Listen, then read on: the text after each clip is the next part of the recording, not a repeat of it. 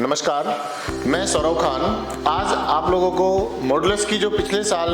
की 6 सालों की जो जर्नी रही है उसके बारे में उसका जो रिजल्ट रहा है वो बताने वाला हूँ। देखिए, मॉडुलस से अभी तक अप्रोक्सीमेटली 150 प्लस बच्चे जो है आईआईटी और एनआईटी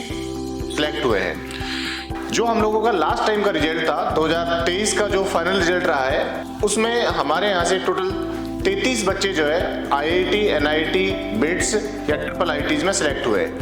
इनमें से टोटल जो है 20 बच्चे जो है आईआईटीज में गए हैं और 13 बच्चे जो है एनआईटीज या ट्रिपल आईटीज में गए हैं। तो आप अगर ये रेशियो निकालोगे तो लगभग ये 60+% का जो रेशियो है वो बच्चे जो है आईआईटीज में सिलेक्ट हुए।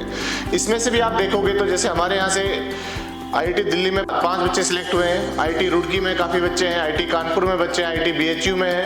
यानी कि आईआईटी जो रोपड़ है या जोधपुर है, इन सब आईआईटीज में हमारे यहाँ से बच्चे जा रहे हैं। तो अगर हम लोगों के यहाँ जो रिजल्ट रहा है तो हम लोगों की जो स्टडी का जो मेन फोकस होता है वो क्या होता है कि जेईई एडवांस में बच्चे का सिलेक्शन हो। तो अप्रैल वाला जो रिजल्ट होता है वो फाइनल रिजल्ट होता है, उसमें बच्चों की रैंक आती है। तो उस रिजल्ट में देखिएगा तो मॉडुलस का जो रिजल्ट है हमेशा ही अप रहा है। जैसे लास्ट टाइम हमारे यहाँ से 99.97 परसेंटाइल हाईएस्ट रहा है हार्दिक भारती का, और all India rank JEE main में 416 है और जेईई एडवांस में 412 रैंक है। ऐसे पिछली भी आप हिस्ट्री देखोगे तो पहले सालों में भी हमारे यहाँ से हर साल जो बच्चे हैं, जैसे उससे पहले हमारे यहाँ से करीब 24 बच्चे आईआईटी एनआईटी में सिलेक्ट हुए हैं, उनमें से भी 11 बच्चे जो आईआईटीज में गए हैं, 13 बच्चे एनआईटीज में गए हैं। इससे पहले जो ये रेशियो 38 का था उसमें से हमारे जो है करीब 19 बच्चे आईआईटीज में गए, रिमेनिंग बच्चे एनआईटीज में गए। तो कहने का मेरा मतलब ये है कि जो रिजल्ट रहा है, रिजल्ट बेसिकली क्या होता है, जेईई मेन या जेईई एडवांस का जो रिजल्ट है वो फाइनली तब कंक्लूड होता है जब सेशन खत्म हो जाता है। बीच में देखिए हम किसी बच्चे को सिर्फ जेईई मेन पे फोकस कराएं तो अच्छा परसेंटाइल आ सकता है, नो डाउट, लेकिन उसका आईआईटीज में जाने के लिए कोई बहुत ज़्यादा रोल नहीं होता है। तो हम लोग जो है बच्चों को कभी भी इस चीज़ के लिए फोर्स नहीं कर रहे कि भैया आप जो है सिर्फ जेईई मेन के लिए पढ़िएगा। इस साल जो हमारे यहाँ से जो रिजल्ट रहा है, जैसे 99.62, 99.52, उसके बाद 2 बच्चे और है 99 में, उसके अलावा 98 में काफ़ी सारे बच्चे हैं, 97 में काफ़ी सारे बच्चे हैं, 96 में काफ़ी सारे बच्चे हैं। तो अगर ये जो सारे बच्चे हैं, जब फाइनल रिजल्ट जो आएगा उस रिजल्ट को आप कंपेयर करिएगा तो हमारा जो मॉडुलस का जो हिस्ट्री रही है वो हिस्ट्री मेंटेन रहेगी, उसी टाइप का रिजल्ट रहेगा। दूसरी बात ये है कि देखिए मॉडुलस के रिजल्ट जो 100% ऑथेंटिक रिजल्ट है। अलवर शहर में पिछले जो हम लोगों के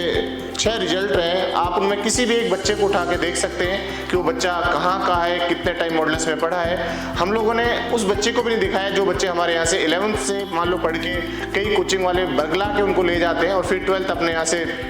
मिड सेशन में मान लो 3-4 महीना हमारे पास पढ़ के गया, कुछ महीने वहाँ पढ़ लिया, फिर उसको दिखा देते हैं, लेकिन हम फिर भी उन बच्चों को नहीं दिखाते हैं। ठीक है, तो मैं यही चाहूँगा, देखिए जो इस समय अब नेक्स्ट सेशन सामने है, बच्चे एडमिशन लेने वाले हैं, तो एडमिशन्स कई बार संस्थाएं जो है आपको भ्रमित करती है कि जो हम लोगों का रिजल्ट ये रहा वो रहा, इस तरीके से बहुत जो है प्रोपेगेंडे चले जाते हैं और सिर्फ रिजल्ट ही मैटर नहीं करता है। देखिए रिजल्ट कई बार बच्चों पे भी डिपेंड करता है, लेकिन आप ओवरऑल किसी भी संस्था के बारे में जानिएगा, वहाँ का फैकल्टी स्ट्रक्चर कैसा है, वहाँ का जो इंफ्रास्ट्रक्चर है वो कैसा है, जो फैकल्टीज हैं वो कहाँ से पास आउट हैं, उनका एक्सपीरियंस कहाँ का रहा है, कितना उन्होंने पढ़ाया हुआ है। आप जो एग्जिस्टिंग जो बच्चे हैं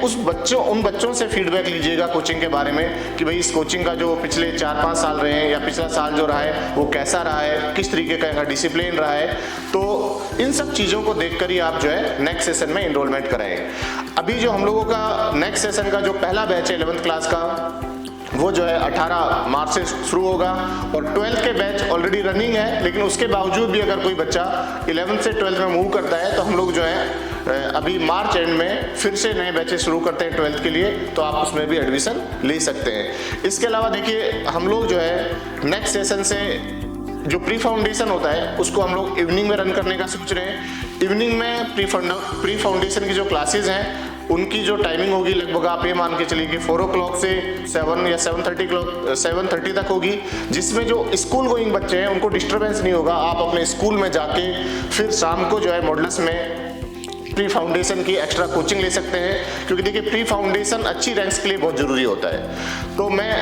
अलवर के पेरेंट्स से लास्ट में ये निवेदन करना चाहूँगा कि आपका जो विश्वास मॉडुलस पर रहा है, मॉडुलस हमेशा ही उसको जो है मेंटेन करके रखेगा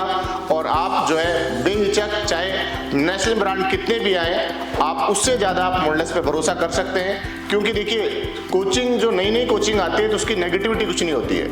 उसकी सब पॉजिटिव दिखाई देता है, लेकिन इसलिए पेरेंट्स कई बार भ्रमित होकर उधर चले जाते हैं और फिर वापस जो है वो 1 साल या 2 साल अपने बच्चे का बर्बाद करके फिर वापस आते हैं। तो मैं यही चाहूँगा कि आप जो है एकदम रेशनल डिसीजन लें, बिल्कुल भी कंफ्यूज ना हो। मॉडलस आपके जो बच्चों के सपने हैं उनको साकार करने में हमेशा आपके साथ खड़ा है। थैंक यू, धन्यवाद।